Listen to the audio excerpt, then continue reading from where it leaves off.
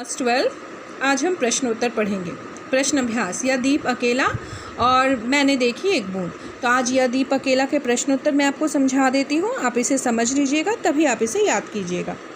दीप अकेला के प्रतीकार्थ को स्पष्ट करते हुए यह बताइए कि उसे कवि ने स्नेह भरा, गर्व भरा एवं मदमाता हुआ क्यों कहा। आप चाहे तो अपने उत्तर को पॉइंट्स में लिख सकते हैं, चाहे तो पैराग्राफ में भी लिख सकते हैं, परंतु पॉइंट्स में लिखना ज़्यादा बेटर होता है, मैं आपको हमेशा कहती हूँ।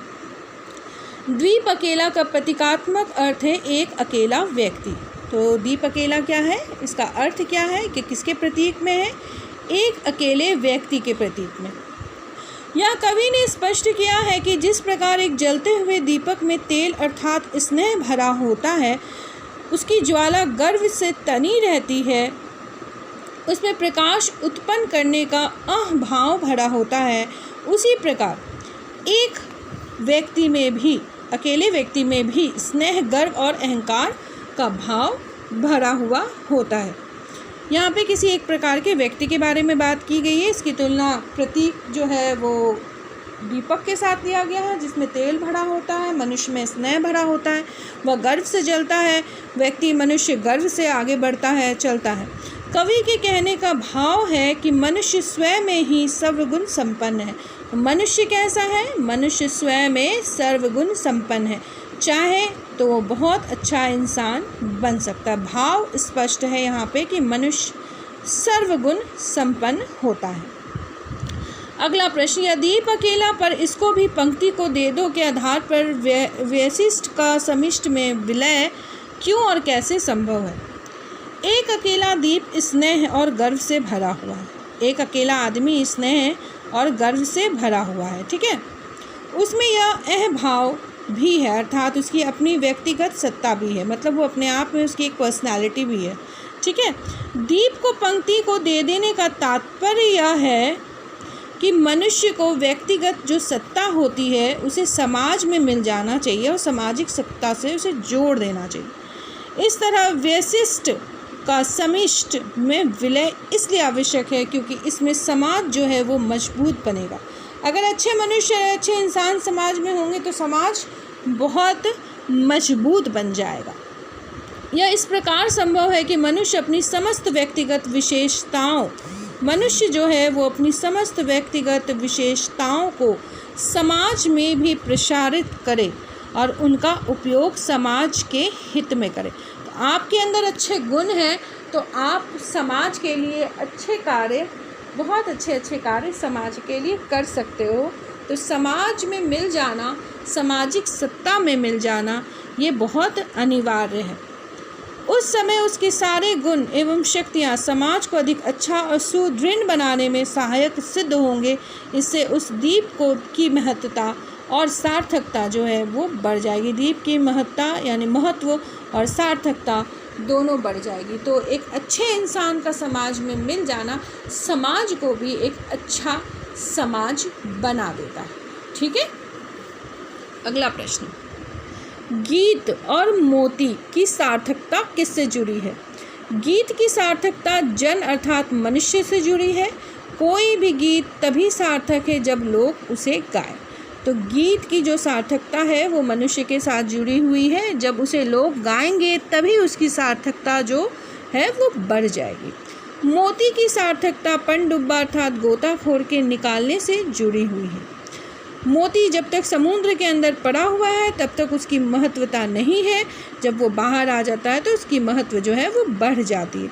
जब मोती को गोताखोर समुद्र से निकालकर बाहर ला देता है तभी वह उपयोग में लाया जा सकता है। अगर वो समुद्र के अंदर ही रहेगा तो उसका कोई महत्व नहीं होगा, परंतु अगर वो बाहर आ जाए तो उसका महत्व आ जाता है। उसी तरह से अगर आप कोई गीत सुन रहे हो, ठीक है, अगर उसे कोई गाएगा तभी तो उस गीत का महत्व बढ़ेगा, अगर उसे कोई गाएगा ही नहीं तो उस गीत का कोई महत्व नहीं होगा। इस प्रकार मोती भी तभी सार्थक हो सकता है जब उसको गोताखोर समुद्र से निकाल लाता है।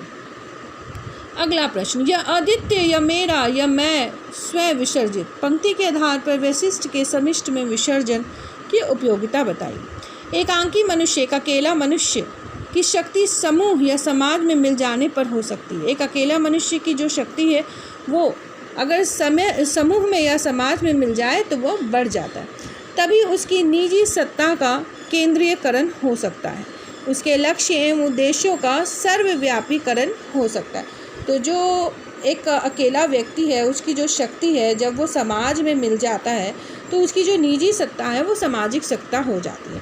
तो उसका ये शक्तियों का जो है केंद्रीयकरण हो जाता है, एक सेंटर पॉइंट बन जाता है समाज में मिल जाने के बाद। उसके लक्ष्य एवं उद्देश्य का सर्वव्यापीकरण हो सकता है, उसके जो लक्ष्य हैं, उसका जो जीवन का उद्देश्य है, समाज में मिल जाने के बाद वो सभी लोगों को इस्तेमाल कर सकते हैं, सभी लोग उसका उपयोग कर सकते हैं, सर्व लोगों में वो पता हो सकता है कि हाँ ये सर्वगुण संपन्न है, इसके ये गुण है, तो वो सर्वव्यापीकरण हो जाता है। निजी सत्ता के सामाजिक सत्ता में परिवर्तन से ही वैशिष्ट का समिष्ट में विसर्जन अथवा विलय होगा। तो आपके पास जो अकेले की जो सत्ता है, जो ताकत है, अगर आप उसे समाज में मिला देते हो तो वैशिष्ट का समिष्ट में विसर्जन हो जाता है, एक अकेले का समाज में विलय हो जाता है। वैशिष्ट के समिष्ट में विसर्जन से मनुष्य के लक्षणों और इसकी शक्तियों की महत्वता जो है वो सार्थकता जो है वो बढ़ जाती है। तो एक मनुष्य जो है उसके अच्छे लक्षण हैं, अगर वो समाज में मिल जाता है तो समाज की शक्तियाँ बढ़ती हैं और वो और भी अधिक सार्थक बन जाता है। तो समाज में अच्छे व्यक्ति होंगे तभी अच्छा समाज कहलाएगा।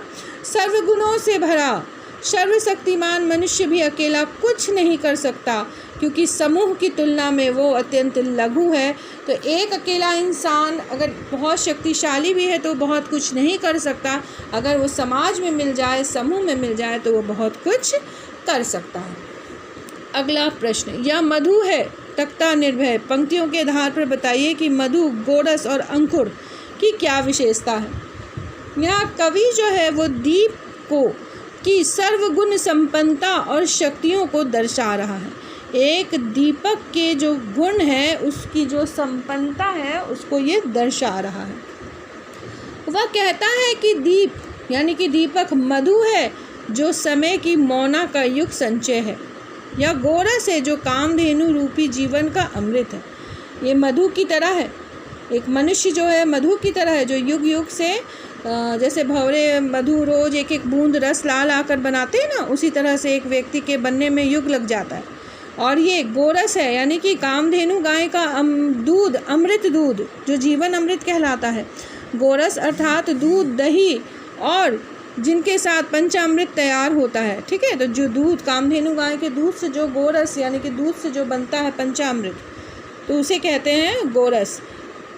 यह दीप अंकुर है, यह मनुष्य ही गोरस है। ये गोरस कौन है? यह मनुष्य ही गोरस है, यह मनुष्य ही मधु है जो युगों से संचित हो रहा है। यह अमृत के समान है। यह दीप अंकुर है, यह बीज की तरह है जो धरती की छाती फाड़ कर बाहर आता है और सूर्य की ओर उसे ऊर्जा लेने के लिए निडर होकर देखता है।